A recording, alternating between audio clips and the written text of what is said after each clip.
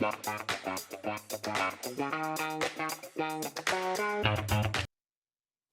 and welcome to another Top Advisor Marketing Podcast. I am joined by my partner and co-founder of ProudMouth, Kirk Lowe. Again, listen, if you're a growth-minded advisor and you want to become more influential, you need to spend less time chasing prospects and more time doing what you do best, which is advising.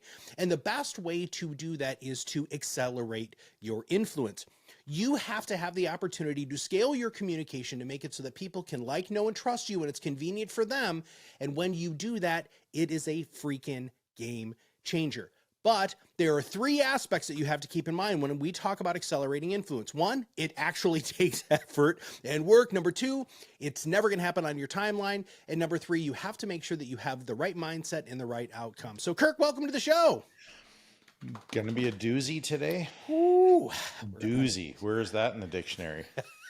It's totally in the dictionary. I love that word. Is that my my East Coast Canadian thing, or is that we say it in Michigan? Michigan? Is that universal?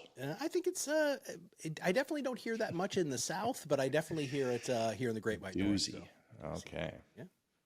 Well, I'll try to refrain from weird Canadian jargon.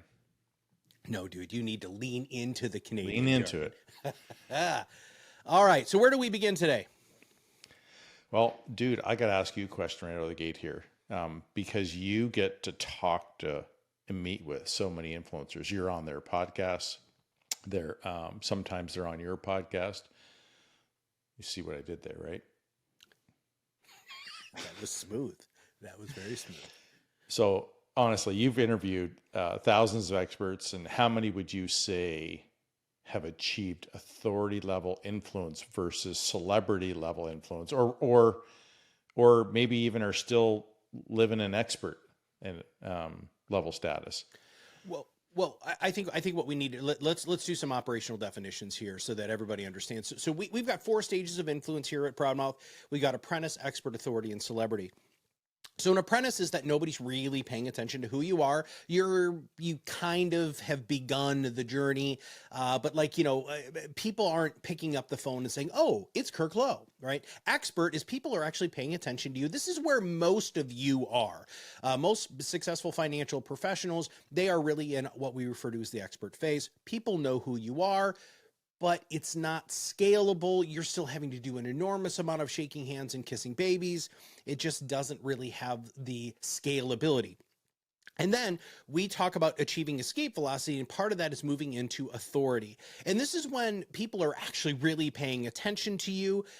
You're starting to get more and more attention. Referrals are actually coming in without really you needing to ask. But then the ultimate level that we all want to get to, many people want to get to, is what we refer to as celebrity. Now, this isn't the next viral TikTok dancer. I'm not talking about being a Hollywood star or a television star. What I'm talking about here is people are fans. You've heard me say this over and over and over again on the podcast. We want you to move from skeptics to fans. When you are a celebrity, and the way that we couch the word celebrity, people come in pre-sold, but most importantly, they're telling other people about you. So your initial question, Kirk, how many people do I talk to or who I've interviewed that are in the celebrity phase? At less than 5%. Less, because they haven't. Yeah, and you're already talking to people who are influential, like they're on a path to influence, right? Yeah. They're squarely in authority. So the majority of people that we talk to, especially in the world of marketing and financial services, they are an authority. So let's talk about who is a celebrity in financial services, right? So I would say people like Michael Kitz's are a celebrity.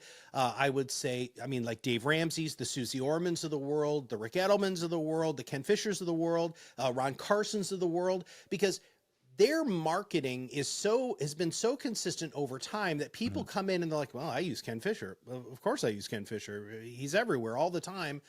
And he made Ken Fisher specifically made it very easy for people to do business with him. So yeah. And so I want to leave you with this, and I've got a question for you. Acquiring and building influence, so accelerating your influence, isn't a secret. It's a system. It's a system. Advisors love systems. Great businesses are built on systems. Guess what else is built on systems? Influence. if you really truly want to accelerate your influence and become as notable as you want to be, with as much notoriety as you want, you have to have a system. And I know it probably doesn't surprise any of you, but we built the system. Our team here at ProudMouth has an unbelievable system that we have built over the last 7 years, and we're really, really excited about it. But here's the deal, Kirk. Now advisors are listening to this and they're thinking to themselves, well, but shit, I'm not a marketer, right? I got into financial services because I wanted to help people with their finances. Maybe they just wanted to make a lot of money. But great advisors know that it's necessary, if they really want to achieve the levels of success that they want, that they really have to understand and embrace marketing. But advisors are super busy, and they want to outsource it, right? So, and the buzz is out there. Oh, we do everything for you. You have some strong feelings about this. You and I have had wonderfully passionate conversations about it. So let's talk about the outsourcing of influence, please. Oh boy. I mentioned this the other day to to Rob, who helps us with our brand on a weekly basis, I guess that's fair to say. Yeah. And just coming up with new ideas. I wish we could run as fast as we have ideas to, but we're working on that. Yeah. But done for you, done with you. I mean, the problem with done for you is there's this idea or ideal that an advisor doesn't need to be involved in their marketing. And I would suggest that as soon as somebody suggests that you don't need to be involved in it, it's not worth near as much to you in the mid and long term. Short term may be fine because their system may be able to prop you up quicker than the lack of one that you have, right? But I'd say, and then done with you is a lot more powerful. And that's, I think, one of the biggest differentiators of ProudMouth for pretty much, for most marketing companies out there, if that's fair to say, probably 95%, maybe even more that we've come across. There are some who do it with you. And most of them are trying to do it for you, if that makes sense. The real difference is that, the advisors should be part of the process because it's your expertise and your influence you're trying to build. And it's very easy to tell if you're not involved in that. And if you're just talking about somebody else's expertise, or if you're not there to deliver it so they can experience you, those are all big issues. So I think that a big part of done for you is that you want marketing to revolve around your world, which is a good thing. Done with you is a better place to be than just having to figure it all on your own. But you do have to try to work with your world and the world of marketing. So you have to try to find some common effort. Like, what are you going to do? What can you do that's going to move your marketing and move it forward quick? I heard this really, I don't know if frustrating is the right word, thing that happened with one of our clients the other day. Somebody said that they were eating lunch while they were doing their podcast. God. Oh my God. And honestly, we're getting to this place here where at ProudMouth where we want people to be, we do spend a lot of time on expectations. So that's why that's so frustrating. It's like everybody knows that works with us that you need to show up and be on your A game. And then we're going to turn that into gold, right? That's what you should be thinking about for anybody you work with, is when you're involved, you put your best foot forward.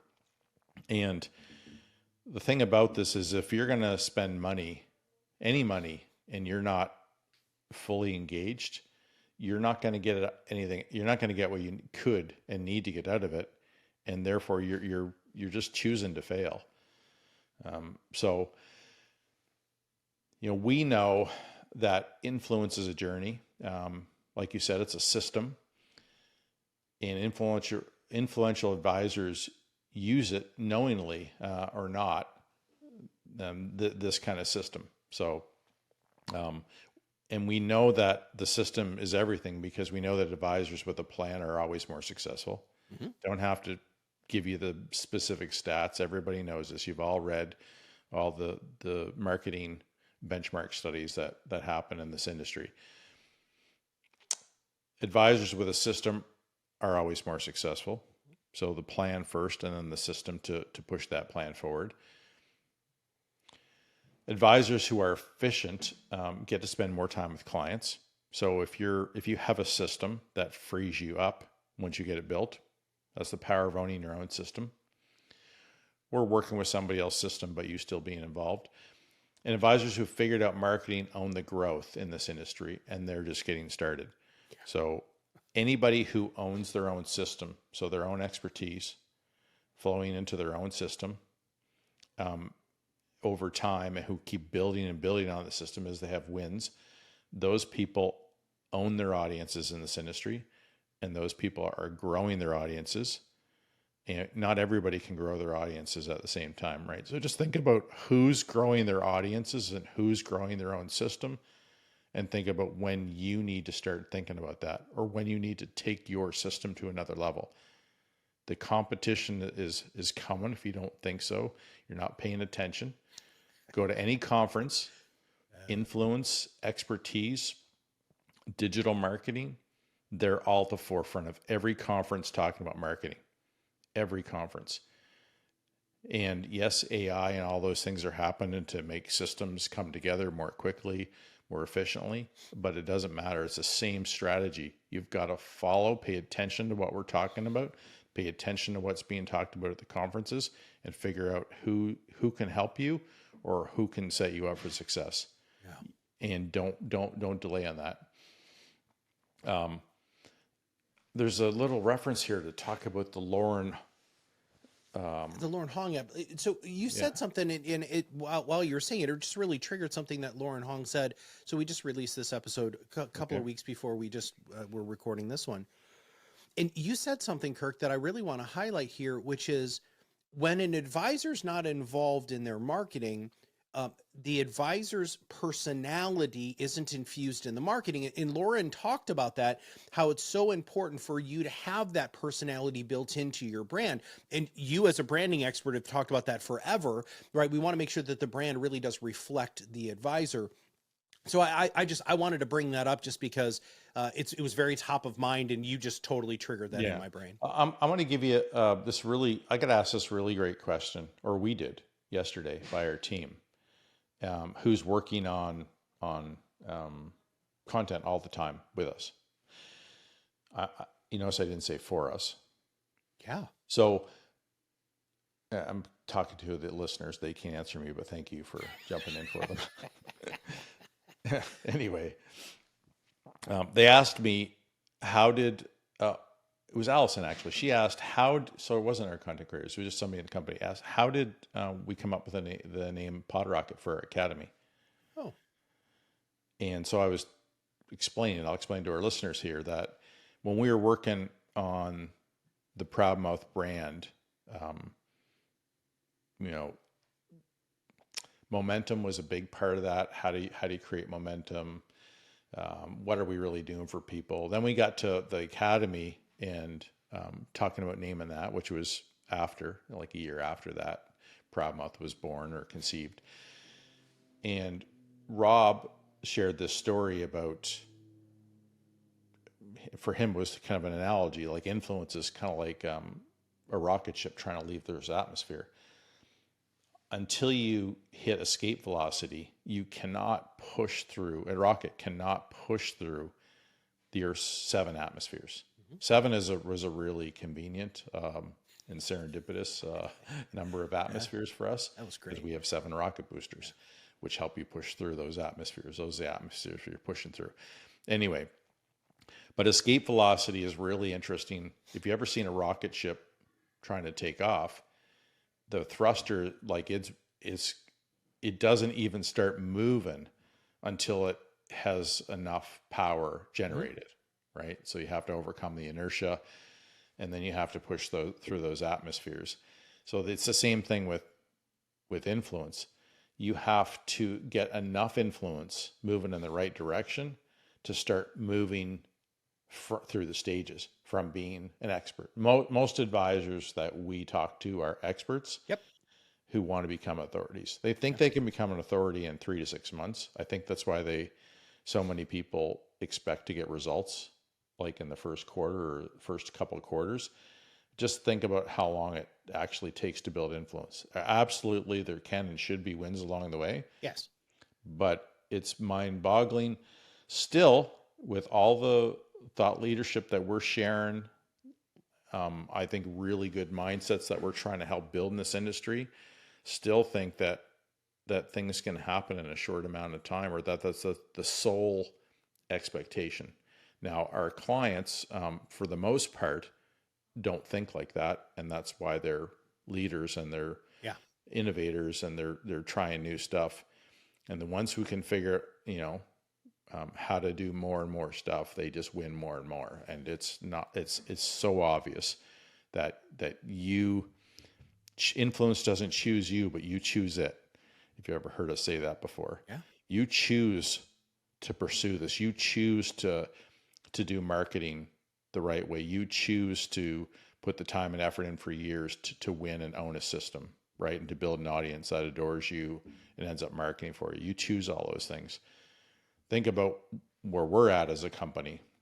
It was like 6.5 years ago, 7 years ago, whatever it is, that we chose to change directions, and where we go places, like a lot of people know about us. Big companies want to hang out with us. Advisors adore, listening to you, Matt, and your wonderful interviews, things like that. That's just, us putting ourselves out there like we are right now. But it's been a system, and it's by design. Like none of this happened just because we were like, oh, we're going to do this. No, we have made mistakes and we have learned from those mistakes and we keep trying new things. But you just teased something that I need you to elaborate on, because I want to use this podcast in the sales process really for this question, which is time. Right. So we talked about that you need to, there's a couple of things that you need to focus on, right? You need to focus on how much effort you're going to put in, time, and then what the desired outcome is. But let's talk about time a little bit. And you just brought up, I brought up a couple of different names, and we also talked about escape velocity. So how long should an advisor really say, I need to put X amount of time into this to achieve the either celebrity or authority outcome that I'm looking for? Yeah. Well, it's the question of all questions is, when can I expect results, is what you're really asking. That's what I'm asking. Yep. Yep. And I don't really know that influence equals results, like their results come in all shapes and sizes, forms, if you will. So as an example, it's not always just advisors, line up at our door to do business with us. Sometimes it's people outside that vertical, which is kind of fun. Sometimes it's companies who work with advisors. Sometimes it's companies who just want to hang out with us. Sometimes it's experts, like peer experts, who want to hang out with us. Fascinating, sidebar here.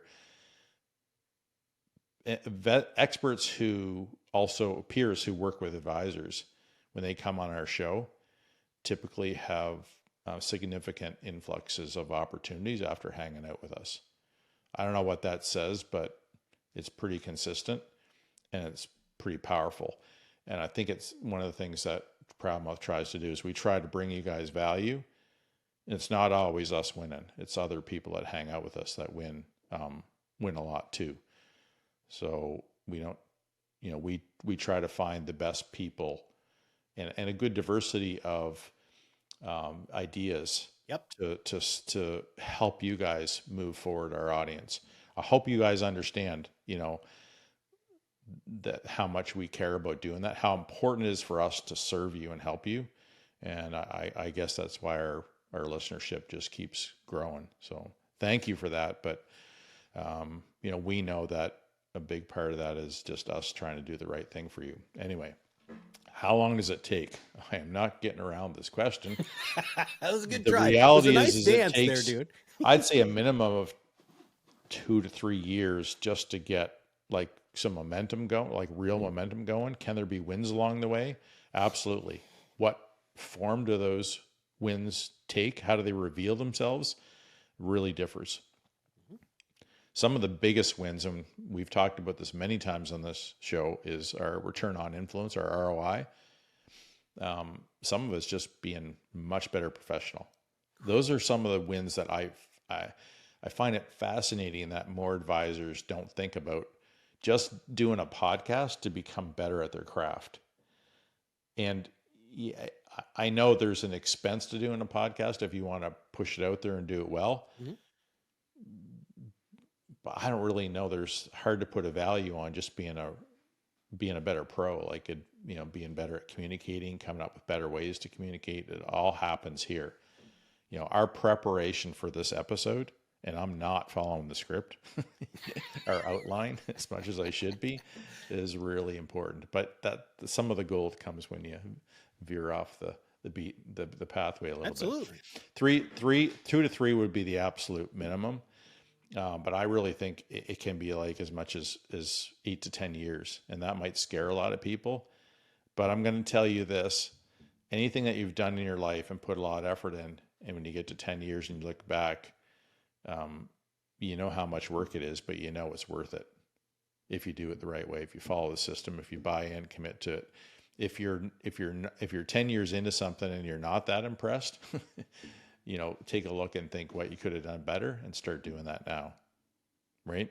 If you've been in the business for 10 years or 15 years or 20 years or whatever, and you're still trying to figure out marketing, and you think to yourself, what if I had started this 10 years ago? If it doesn't hurt, it ought to.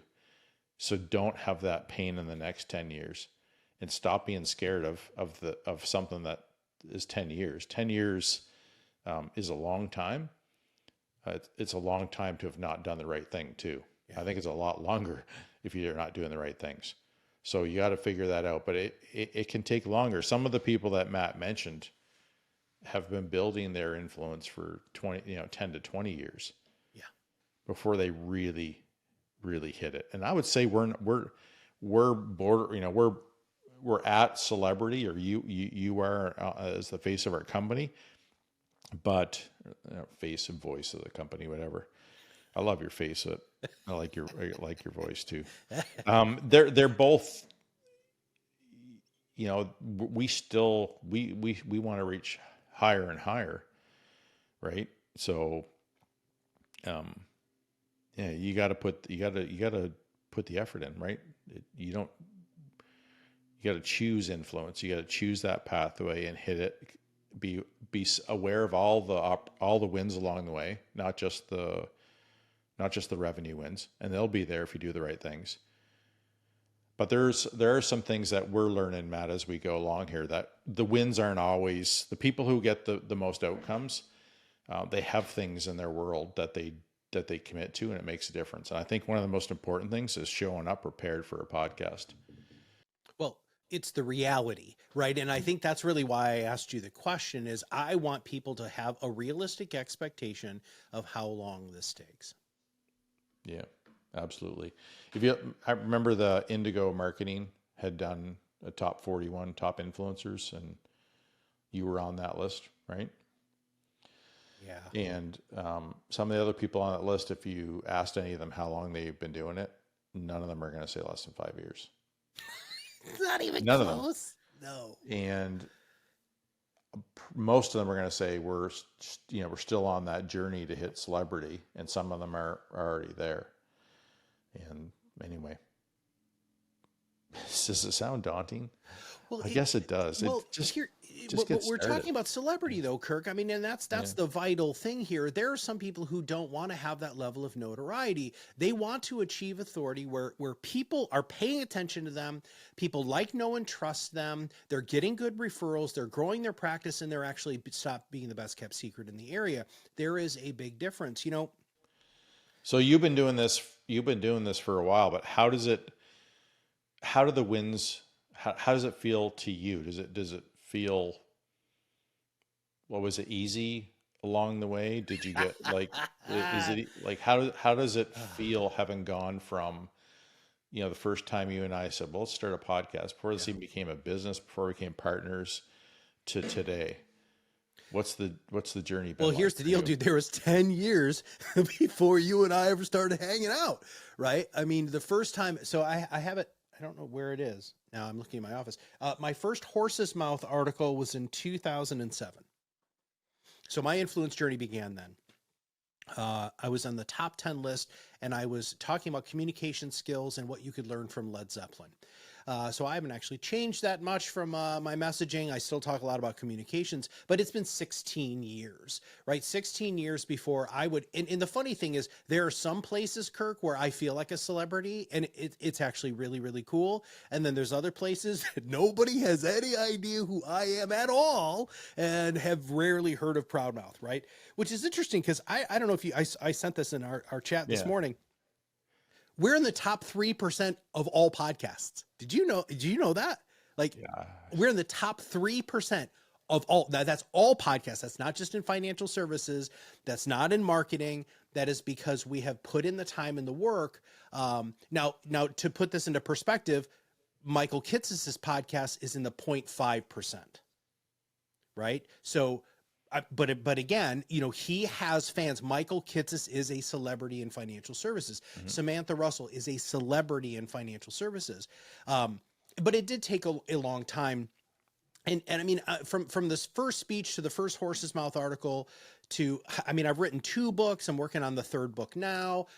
Everything changed when we started putting out consistent content, not just consistent from a time standpoint, but a consistent brand, a consistent message, a consistent feeling, and really trying to reinforce the same sort of ideas.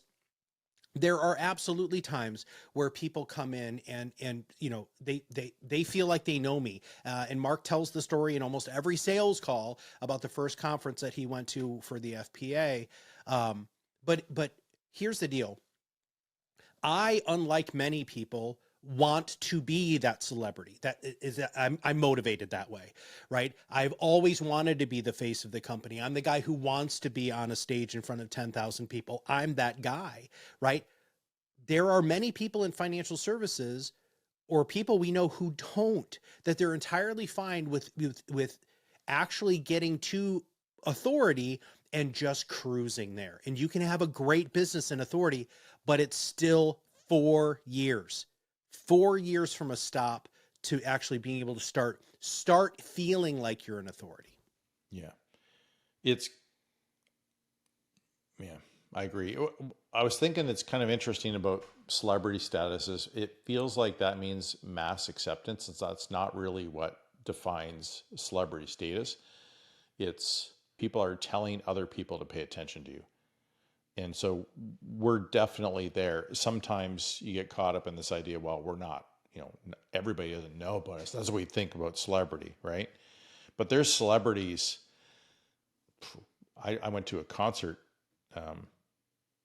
with my oldest Christian and my wife on Monday night in Toronto at a small venue called the Danforth Music Hall. And the band is from the UK. They're called Nothing But Thieves. And they are, celebrities with their audience. Everybody went nuts all night long listening to them. It was incredible, by the way. And one of the most spectacular rock voices you'll ever hear. Guys, yeah, great music, but the guy's voice is just incredible. He's a gift from God kind of singer. Anyway, they are not they're known worldwide, but they're not celebrity, stars. They're not Coldplay yet. Right. but in my opinion, they're as good. Now my son thinks that they're a better version of Coldplay, and he likes Coldplay, and I love Coldplay too. But that's just the way it is. But they're on that. I presume they're on that pathway if they so choose. But that's the thing about Celebrity is they played a small venue, 2,500 people or so, which was a real treat. As if you've ever been to see a great band with singers and musicians in a smaller venue, it's incredible, right? So I think we got to think like that. Like you can be a celebrity and have, successes with your audience. It doesn't have to be the biggest audience. This could be the audience that appreciates you and will show up and talk about you on their podcast. Yeah. Because they were in Detroit yesterday, I think, at the Fillmore. Oh, that's such an amazing venue, dude. Yeah. The Fillmore is one of the best. But I'm sorry, you Same brought with up Coldplay. Danforth here in Toronto. It's an incredible venue. I want to just touch on Coldplay because Coldplay has this amazing documentary, and they follow them really from day one, like from one of their first performances, right? And Chris Martin is being interviewed throughout this whole thing, and he wants to achieve that level of celebrity, right? I mean, that was like entirely part of his focus from day one.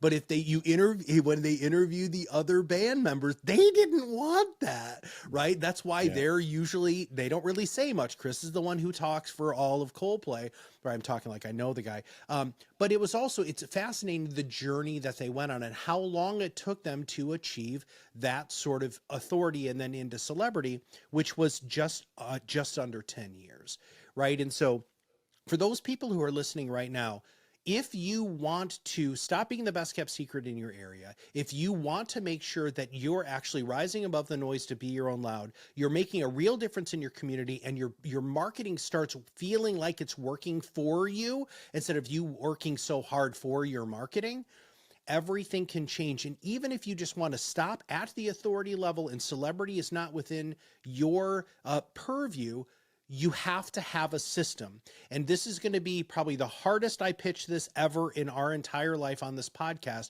We have that system. It is our managed influence system.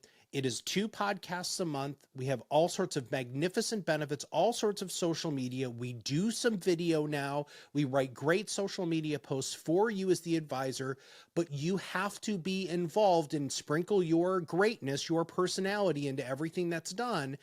And if you do it with us, everything can change for your practice in 24 to 48 months. If you want to put in the time and the effort, we have the system that you can plug right into. Kirk, we're running up on time, dude. I'm just going to go ahead and close this puppy out because you and I could talk about this forever. And in fact, we need to talk about this. I could talk about nothing but thieves and going to concerts and how and their pathway to success. There's something before you wrap up. And Matt, sometimes, if you haven't noticed, tries to wrap up and then I think of something. Sometimes I say it, sometimes I don't get to because he's really pushy when I don't let him finish. But today I'm going to take my chances. All right, go for it. The part of influence, and when we talk about you never really know, the outcomes kind of hit you in different places. I mean, the most important outcome is that you grow your business and you learn from the experience, become a better communicator. You support the idea of clients hanging around because they know you. But I think the most important thing about all is being ready for success when that thing comes along. And if an opportunity came along like 5 years ago for Matt and I, and we weren't ready for it, our company wasn't ready for it, for example, then that just flies by and we never know. Or we might know, like if a large company wanted to do business with us and they're like, you guys aren't ready. They're not going to tell you. But now things seem to gain a lot more traction. Yeah. That's the thing that I don't understand. When it's not as tangible, right? So, but being ready for success is like, it's everything, right? There's books written about being ready for success and you don't always know when it's going to hit you. But I know that, and you'll never know when it doesn't hit you. That's the problem. We're such an interesting and frustrating species with our brain. We think we're so smart, right? But we rely so much on what we can, see, feel, touch, hear, taste, I guess. We just live in that world. But think about the opportunity costs along the way of you not being ready for success because you weren't an authority, at least an authority. It will blow your mind if you really think about how many things have passed you by. And I think it may be one of the biggest reasons to pursue influence is to be ready for success. And if you're not, man, what a bummer. Yeah. What an absolute bummer if somebody, thought about, all the opportunities that you and I would have missed. I mean, I should have started a lot sooner. Yeah. Well, Although my first content marketing thing was in 2000. yeah. I wrote a paper Yeah. that still has, I've Death by mentioned this a couple Referrals? times, has some really fun stuff. It was really fun to go through that about a year ago when I said, hey, I should go back and anyway, I'm going to let the master All right. close this up, but don't leave us. Cause so you just said something else and I will use that to close up, right? You have to put in the time and the effort and you have to make the investment in order for you to understand and accept influence. But Kirk said something else that I think is the hidden gem of this entire thing, which is when you actually embrace influence as the way that you want to do marketing here in the future, it isn't just going to help you grow your business, but it makes you better at your job. We have our clients tell us all the time, oh my God, Matt, I said something on one of the podcasts that now I use in every one of my client meetings. I learned from Patrice or Wendy or one of our voice talents how to listen a little bit more effectively and not try to think what they're going to say, wait until they finish saying it, right? I mean, there's all of these little things. When you show up and you're ready to go and you're not eating lunch during your podcast, when you're actually sitting there and you're present and you're practicing your craft like an actual professional does, everything can change. Listen, if you want to know more about who we are and what we do, please just email mark@proudmouth.com. You can also go on our website. We'll have a link in the show notes for you to fill out a form to find out if we are right for you. Please make sure that you subscribe to this show. But most importantly, the year is coming to a close. You're creating your budget for this next year. You need to allocate 10% of gross, not net, for marketing. If you truly want to accelerate your practice this next year, it is 10% of gross, not net. And we would love to be one of the benefactors of that 10% of gross, not net. And also, we have lots of different programs and systems that you can plug into at various price points to make it so that you can truly start accelerating your influence. So for Kirk and all of us here at ProudMouth, this is Matt Halloran, and I'll see you on the other side of the mic very soon.